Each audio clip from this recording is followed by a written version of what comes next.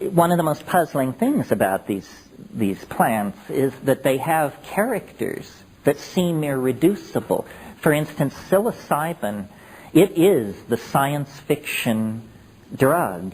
In other words, it says, we have been denizens of this planet for 400 million years. Our original home planet is in the M5-83C system.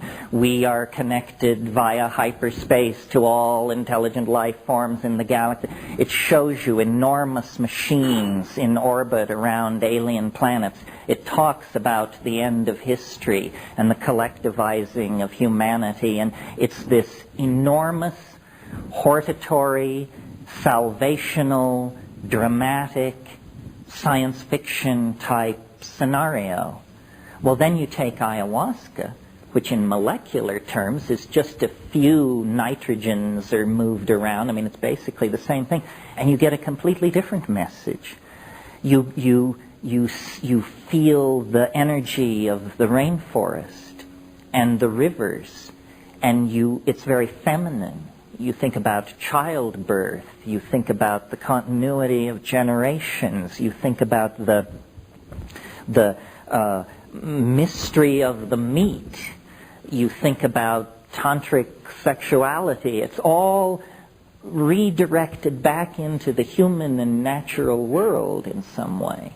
And then, of course, DMT, which I described this morning, which the DMT elves are not from outer space, or they don't present themselves that way. In fact, one of the odd things about the DMT thing is that you have the feeling that this space that you break into, even though it's large, some people even refer to the dome of DMT. That tells you they really were there. But wherever this huge vaulted space is, you have the feeling, although it's hard to explain how you know this, but you have the feeling that you're way, way, way underground, which fits with the elf motif. You're in the hall of the Mountain King. You're under the hills with the little people who retreated under the hills. The character of these things is one of the most puzzling things about them. And how do you relate all these different species of gremlins to the logos that shows the part I was wondering? Well, that's a real question. The logos seems more.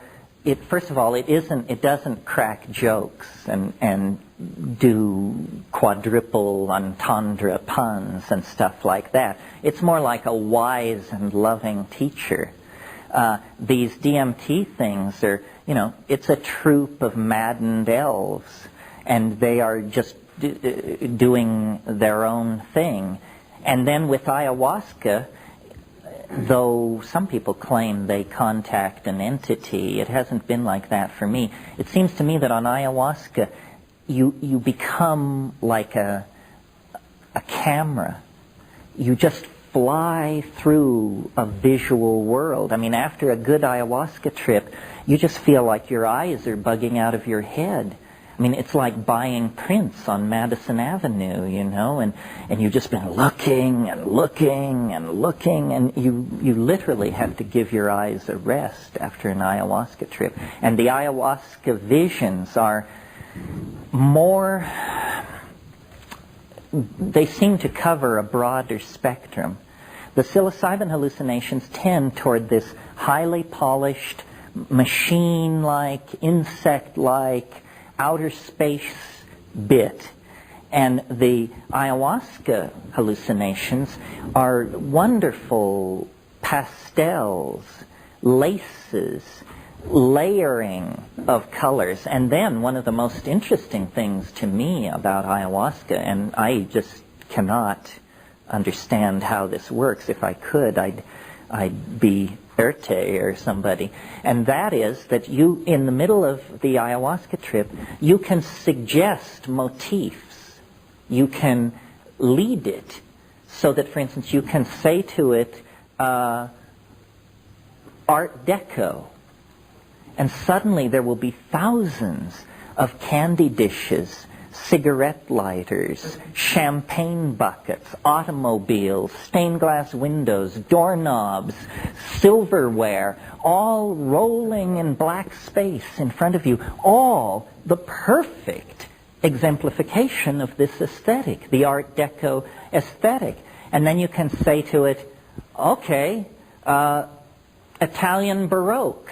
And it just like that, suddenly altarpieces, Madonnas, martyred saints, and fantastic scroll work and fleur-de-lis. And you can say, well, surprise me.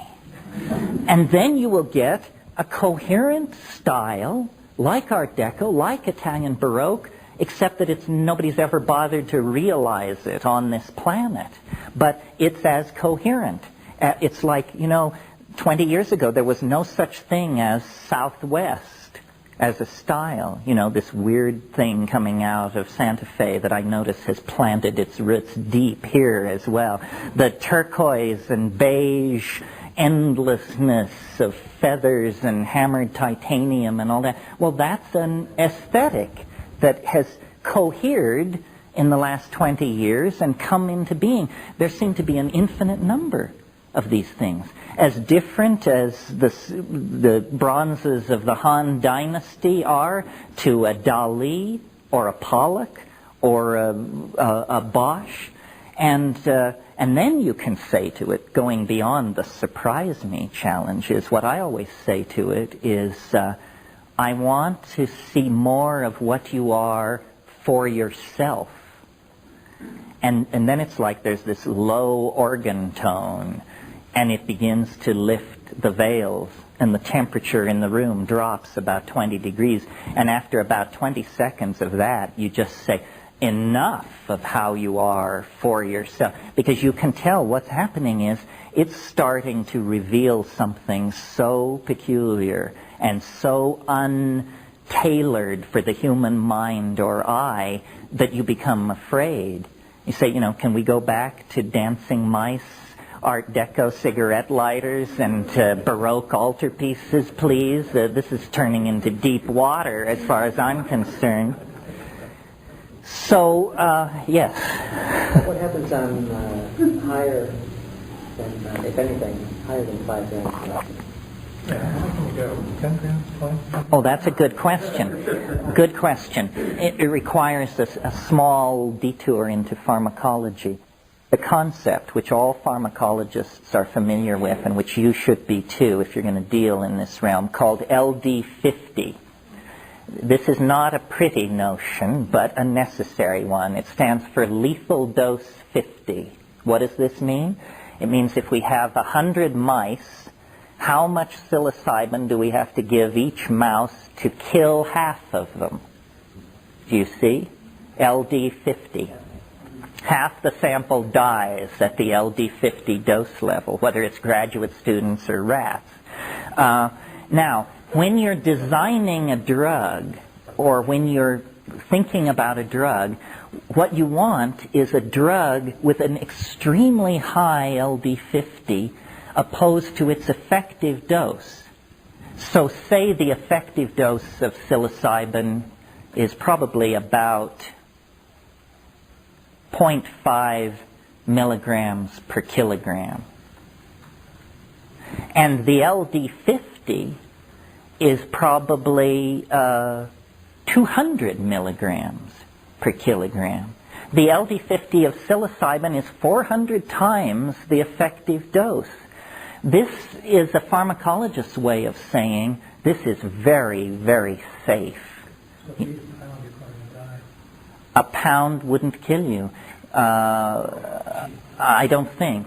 It might be getting close, but you'd have to eat in that range to die. Now, some drugs have horrendous LD50 to effective dose profiles. Unfortunately, and I hope I don't rain on anybody's parade here, MDMA has a terrible LD50 profile. The effective dose is 125 milligrams. You can kill yourself with 1,000 milligrams. So that's not good at all. Because sure as hell, some street person or some depressed person or some maniac is going to take 1,000 milligrams, and then you've got a stiff on your hands. So, yeah. I recently read